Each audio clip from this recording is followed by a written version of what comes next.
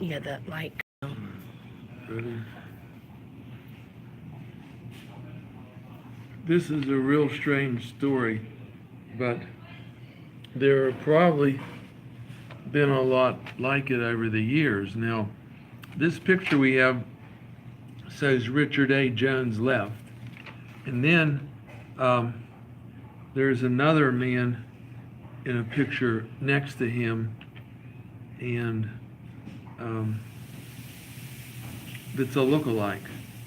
In fact, the way this mystery was solved, believe it or not, and now Richard A. Jones is suing the police for 1 million, a little over 1.1 million. But the way this mystery was solved was Richard A. Jones went to jail. He's been in jail for 17 years. He just got out. And it involved a woman getting out of a car and somebody grabbing her purse. And she fought and got the purse back, but the person got away with her cell phone. So, and he was given 17 years he served, but there was a 19-year sentence for taking a cell phone, which I can't hardly believe. 19 years for taking a cell phone. I don't care who did it. But anyway, this Richard A. Jones went to jail. He was convicted of this crime. He got a 19-year sentence, and he served 17 years. But fortunately, it could have happened anywhere else. Some of the cellmates came and told him that this other guy in the jail looks just like him, which we see from the pictures. And Richard A. Jones is down in the dumps. He had 2 daughters he left and a wife. He's been in there 17 years. He figured maybe it would be a shot. So he started making some noises about this other guy here, and but he never thought it would work. But it did work, and it did work. This guy Ricky Ammons. Ricky Ammons. He was also in jail, and he ended up being the one that took the woman's cell phone. But it's just strange. How do you go to jail for 17 years and the only person on earth that could help you is also in jail for some other offense? And the people in jail, the inmates, told him, they said, look, this guy looks just like you. So then he started thinking and going back through his case. Naturally, it was 17 years ago, but he started going back through it and then discovered the way it happened. There were these 3 guys who were out for drugs and that, and they picked up a guy. He jumped in the car, and I think it was this guy. The other guy had jumped in the car, Mr. Ricky Amos, and then he saw this woman walking out of Walmart with a purse, jumped out, grabbed her purse, and she fought him, got the purse back, but he got the cell phone and took off with it. And that's the case. Now, at this time, when all this was happening, Richard A. Jones was cross town at his girlfriend's house, cleaning up his girlfriend's house, and he was with her and her sisters. He wasn't even where the crime took place. But taking a cell phone was just a starter.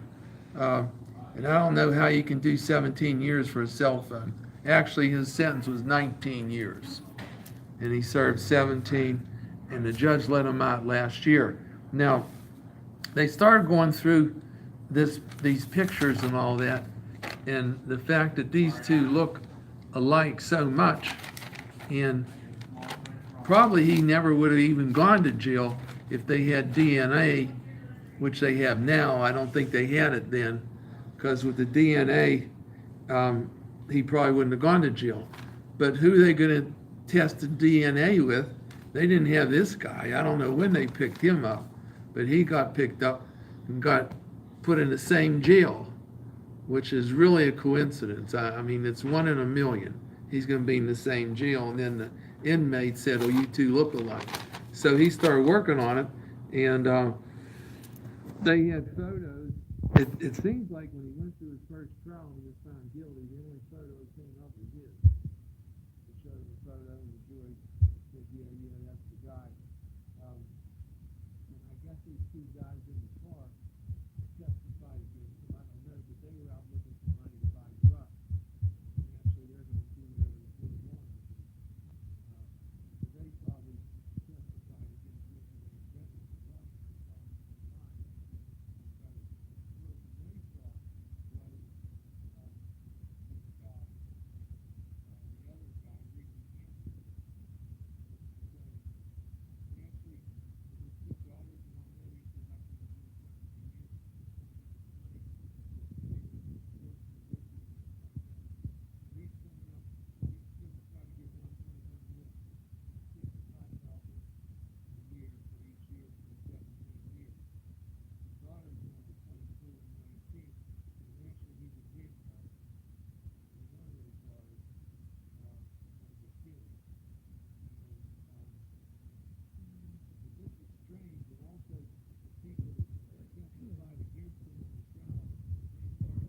Hearing and start saying, "Well, we're not sure, I'm not certain, I'm not sure if he was the one," because all they had up there was that one picture. And the main woman that lost the purse, she said that she gave 3 descriptions. She said the guy looked like a light-skinned black man to a dark-skinned Hispanic to a tan white man. So then the judge lately, in last year, a judge by the name of Kevin Moriarty, had a hearing last year, and then 2 of the witnesses in the first trial started recanting their stories, going back on their stories. And Judge Moriarty concluded the court has no doubt that a jury would not be able to reach a determination that this defendant was guilty, and this court does not believe any reasonable jury could have made such a decision in this case. And on June 7th, 2017, Mr. Jones walked free. Thank you.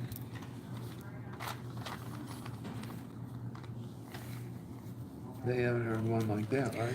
No, that's crazy.